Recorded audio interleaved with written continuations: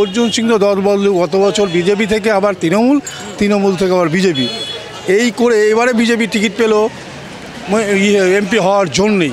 অভিনেতাদের অভিনেতাতেই মানায়, এটা হচ্ছে রাজনীতির ক্ষেত্র। রাজনীতি যদি করতে হয় কিছু রাজনৈতিক স্ট্র্যাটেজি জানতে হবে। পার্থভূমি কিন্তু লোকের পাশে থাকার অঙ্গীকার করলেও বাস্তবে কিন্তু দেখা যায় না, যেটা অর্জুন সিংকে দেখা যায়। মোদিজির পাল্লাই এবার সব থেকে বেশি ভারী, সেই ক্ষেত্রে দেখা গেলে অর্জুন সিং এগিয়েই। নমস্কার, আপনারা দেখছেন হাউ দ্য ইন্ডিপেন্ডেন্ট মিডিয়া, সঙ্গে আমি সুমিত। আজকে একেবারে খুব গুরুত্বপূর্ণ এক টপিক।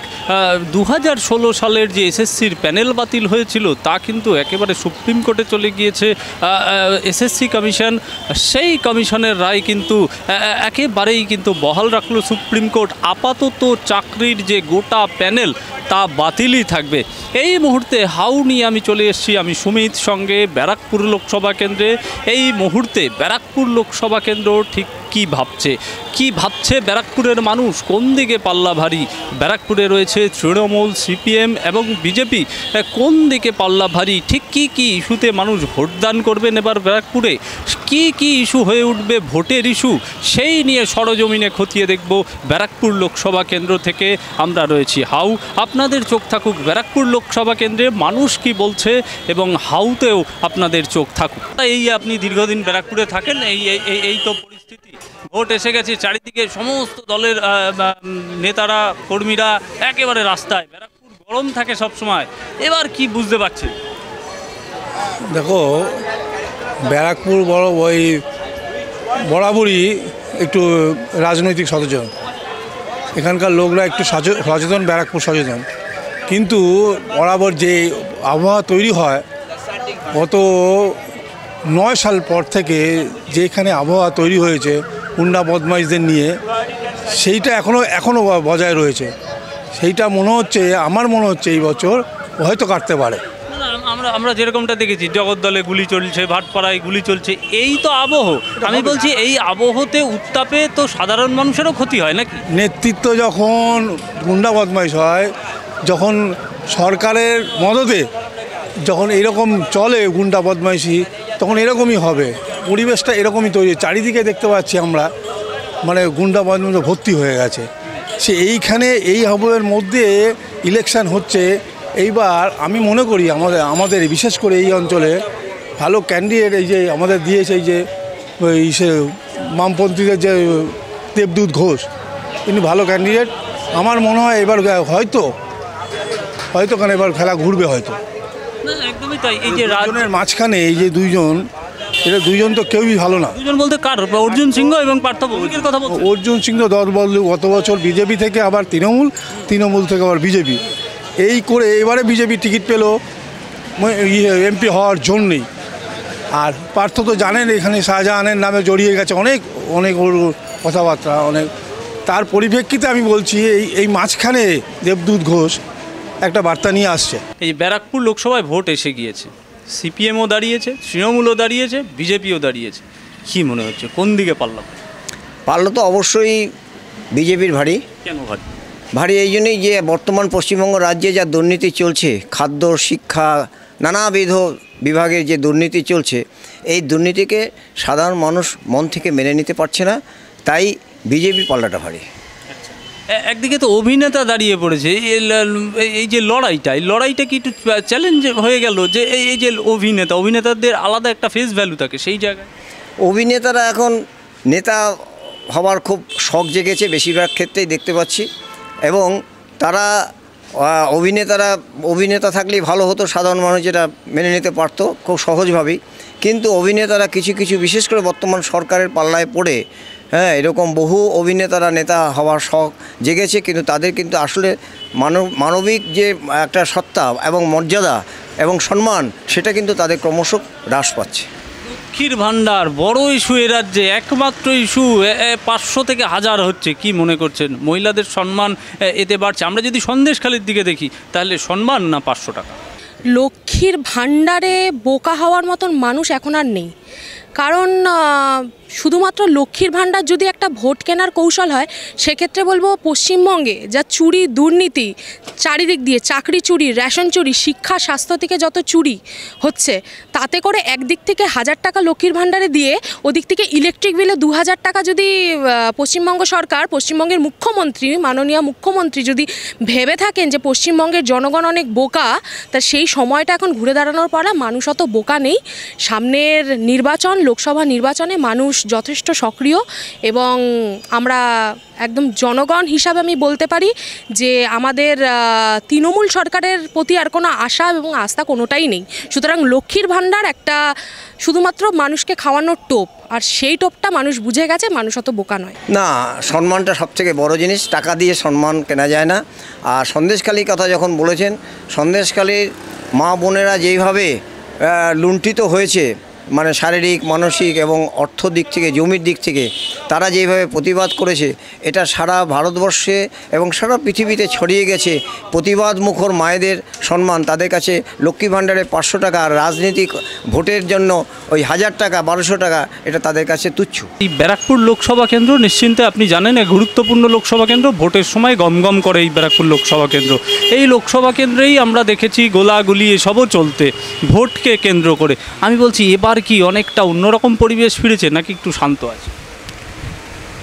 এটা ঠিক বলা যাবে না, কেননা পরিস্থিতি যা দেখছি তাতে সবাই মুখে কুলু পেটে আছে, কেউ কোনো কমেন্টস সেরকম করছে না। একটা জিনিস যেটা অনেকের বক্তব্য যে বিজেপির যে প্রার্থী হয়েছে, তো সে একবার নিজের সুবিধের জন্য একবার তৃণমূলে ঝাঁপাচ্ছে, যেই তার সুবিধেতে ভাগ পড়ে গেল সঙ্গে সঙ্গে সে আবার পাল্টি খেয়ে গিয়ে আর একটা মানে বিজেপিতে চলে এলো। তা এই যদি তার মানসিকতা হয়, তাহলে সে জনগণের কি উপকারে লাগবে?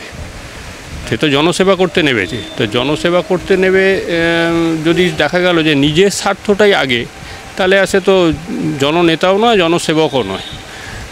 না, এই ঠিক আপনার এই পয়েন্টের ক্ষেত্রে অর্জুন সিংয়ের কাছে আমাদের প্রতিনিধি ছিলেন, এই প্রশ্নটাই তাকে করা হয়েছে।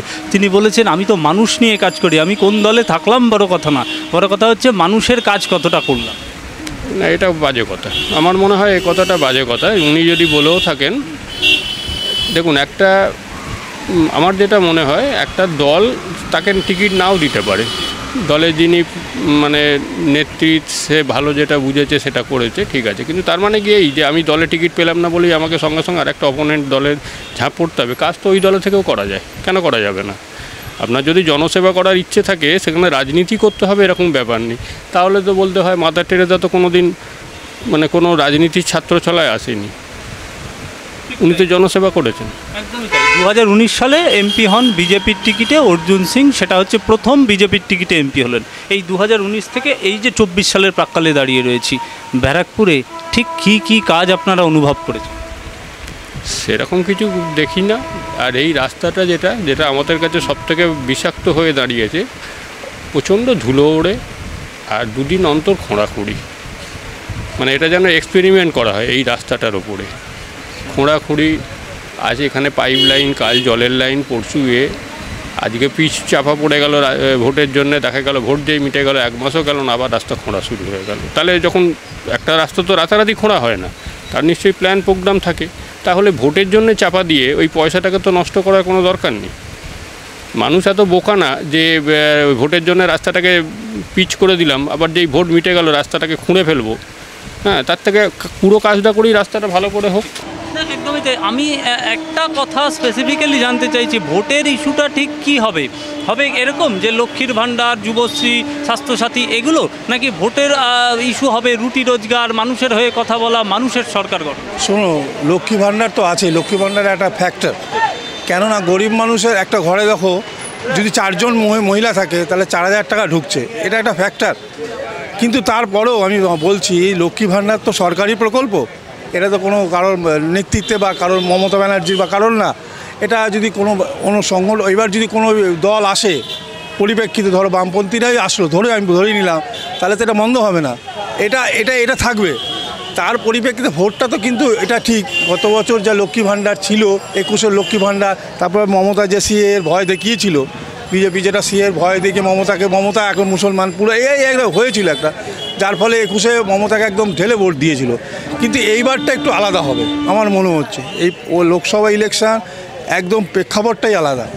আচ্ছা, ব্যারাকপুরে কি কি সমস্যা রয়ে গেল? 19 থেকে 24 একজন এমপি, এক্সিস্টিং এমপি রয়েছে। প্রচুর সমস্যা, এই রাস্তা দিয়ে আপনি হাঁটতে পারবেন না, এত অটো হলো অ্যাকচুয়ালি ব্যারাকপুরে অটো হওয়ার কথা 250, সেখানে 800 অটো। কি করে হবে? লোক চলাফেরা করতে পারছে না, আর এত গ্যাঞ্জাম, এত কনজেস এত ছিল না এরকম। আর চারিদিকে এইরকম মাফিয়াদের রাজ, পয়সা দাও ঢোকো, পয়সা দাও, সব জায়গায় পয়সা, সব জায়গায় পয়সা। ব্যারাকপুর তো নিঃসন্দেহে একটা শিল্পাঞ্চল, শিল্পর কি উন্নতি? শিল্পর দিকে এখনও পর্যন্ত কেউ তাকায়নি। যা হয়েছিল আগে, এখন আর কিচ্ছু নেই শিল্পের। একটা টিম করে ক্যান্সার নাকি জুট মিল চলছে, আর কিচ্ছু নেই। কিন্তু শিল্পটাকে শেষ হয়ে গেছে। কি চাইছেন ব্যারাকপুরে এখন আপনারা? তো আমরা চাইছি এই যে চাকরি চোর, এটা সুনির্দিষ্ট একটা পদ্ধতিতে হোক, যারা যোগ্য তাদের একটা জায়গায় আসুক, যারা যোগ্য তারা স্কুলে থাকুক, আর যারা অযোগ্য তাদেরকে বাদ দিয়ে এই যোগ্যদের চাকরি দেওয়া উচিত। আর যারা দীর্ঘদিন ধরে লড়াই আন্দোলন ওইখানে অনশন করছে, ওইখানে অনশনের মতো রয়েছে, তাদেরকে অবিলম্বে চাকরি দেওয়া উচিত। এই 19-এর পর থেকে 24 পর্যন্ত কি ঠিক কোনো কাজ হয়নি? মানে কিছু কাজ হয়েছে কি না, কোনো কাজই হয়? সেরকম কিছু চোখে পড়েনি। আমি তো আর মানে আমার দোকান, আমি তো আর ব্যারাকপুর সার্ভে করতে বেরোইনি যে কোথায় কি কাজ হয়েছে বা কোথায় কি হচ্ছে না। তবে যেটুকু দেখেছি সেরকম কিছু হয়নি। এইবার 3টে দলেরই প্রার্থী ইতিমধ্যে দাঁড়িয়ে পড়েছে। দেবদূত ঘোষ আছে সিপিএমের দিকে, এবং পার্থ ভৌমিক তৃণমূল, এবং আবার বিজেপিতে অর্জুন সিং। কী মনে হচ্ছে মিছিল মিটিং সমস্তটা দেখে কোন দিকে পাল্লা ভারী বলে মনে হচ্ছে? বলতে পারবো না, কারণ আমি সত্যি কথা বলতে কি মানে রাজনীতির লোকও নয়, রাজনীতি করিও না। একদমই তাই, আপনার যা দেখে বোঝা যায় তাতে। আমাদের দিন আনা দিন খাওয়ার লোক আমরা দাদা, একটা দিন দোকান বন্ধ থাকলে আমার পেট চলবে না। হ্যাঁ, সুতরাং আমাকে আমারটা ভাবতে হবে। কোনো নেতা আমাকে কেউ কোনো দিন খাইয়ে দেবে না, আমার পরিবারকে কোনো দিন কোনো নেতা দেখবে না। সুতরাং ভোটের সময় আসলে হয় না যে এটা মনে হয় যে এরকম একটা জনগণ সেই রকম কিছু পাল্লা কিছু আমরা মানে ফিল করি না এই সেন্সে আমার দোকানে যে আসছে সে আমার থেকে কিছু জিনিস কেনার জন্য আসছে, আমিও তার সঙ্গে তাকে জিনিসটা বেচতে পারলে ভালো হয়, এই আমার মানসিকতা। এই নিয়ে আমাকে চলতে হয়। হ্যাঁ, 2 পয়সা রোজগারে আজকে যা দিন পড়েছে, যা জিনিসের যে হারে দাম বাড়ছে, সেখানে নিজের রোজগারটা না করতে পারলে পরিবারের মুখে ভাত তুলে দিতে পারবো না। তা আমাকে আগে আমার রুজি রোজগারটা দেখতে হয়, সেখানে রাজনীতি করে লাভ নেই। তাহলে বলছেন একদম নিরপেক্ষ অবস্থানেই রয়েছে ব্যারাকপুর, এবং সেই ব্যারাকপুরেই আপনি একজন কর্মরত অবস্থান। ভোট তো দেন নাকি? হ্যাঁ, ভোটটা দিতে যাই, ভোট আমি দিতে যাই। আচ্ছা, ভোট দিতে যাওয়ার সময় আপনার এরকম, আমার একদম শেষ প্রশ্ন, এরকম তো কিছু মাথায় থাকে যে শিক্ষা হলো না, স্বাস্থ্য হলো না, বা এই কারণে ভোট দেবো, আপনি ঠিক কী কারণে ভোট দেন? ভোটটা দিই, প্রথম কথা হচ্ছে ভারতীয় নাগরিক যখন, আমার একটা ভোট দেওয়াটা একটা অধিকার আছে। আর 2 নম্বর কথা, আমি যদি ভোটটা না দিই, আমার ভোটটা হয়তো দেখা গেল কেউ দিয়ে বসে আছে। এর আগের বিধানসভা ইলেকশন আমি যখন একটু বেলা করে ভোট দিতে গেছি, গিয়ে দেখছি যে আমাকে বলছে তোমার ভোট হয়ে গেছে। তা আমি বললাম সেটা আমার বাড়িতে খবর দিলেই ভালো ছিল, তাহলে আর এত কষ্ট করে আসতাম না এই রোদ্দুরের মধ্যে। দেখুন, এই রাজ্যের চারিদিকে চুরি দুর্নীতি এসব তো ধরা পড়ছে, এসব আপনার মধ্যে প্রভাব পড়ে? হ্যাঁ, অবশ্যই পড়ে। কেন চুরি করবে? মানুষ খেটে রোজগার করুক না। আমার তো মনে হয় সারা ভারতবর্ষের মধ্যে জানি না যে পশ্চিমবঙ্গে চুরির সংখ্যাটা যেন বেশি। আমি আমার ট্রিটমেন্টের জন্য মাঝে মধ্যেই আমাকে চোখের ট্রিটমেন্টের জন্য আমাকে বাইরে যেতে হয়। তো বাইরে গিয়ে দেখেছি, চেন্নাইতে গিয়ে দেখেছি যে সেখানে প্রচুর ডেভেলপ করেছে। আমি 2010 সালে একবার চেন্নাই গিয়েছিলাম আমার মিসেসের একটা প্রবলেমের জন্যে। 2022 সাল থেকে এই 24-এর মার্চ অবধি আমি চেন্নাই গেছি। হ্যাঁ, মানে বিশ্বাস করবেন না, প্রচুর ডেভেলপ করেছে দেখেছি। কিন্তু সেই অনুযায়ী আমাদের ওয়েস্ট বেঙ্গলে সেরকম কিছু নেই। ওয়েস্ট বেঙ্গলে যেটা হয়ে আছে যে আমি কাজ করবো না, অথচ প্রচুর পয়সা রোজগার করবো না খেটে, চুরি করে হোক, কাটমানি হয়ে হোক, যেভাবেই হোক। এই তো হয়ে গেছে আমাদের মানে ওয়েস্ট বেঙ্গলের কালচার। এবং যেটা আমি মাঝে 3-4 বছর ভিলাইতে কাজ করে এসেছি, সেখানেও দেখেছি যে আগে মানে ওখানকার এক বাঙালি আমাকে বলেছিল, প্রবাসী বাঙালি, যে আগে আমরা যখন মানে আমি রাস্তাঘাটে বেরোলে বাঙালিদের দাদা বললে বাঙালিরা খুব খুশি হয়, তো আমাদেরকে কোনো একটা অবাঙালি দেখলে দাদা কেমন আছো জিজ্ঞেস করতো। এখন দাদা বলে ডাকেও না, বলে তবিয়ত ঠিক হয় তো, এইরকম ল্যাঙ্গুয়েজ। মানে বাঙালির সম্মানটা কোথায় চলে গেছে।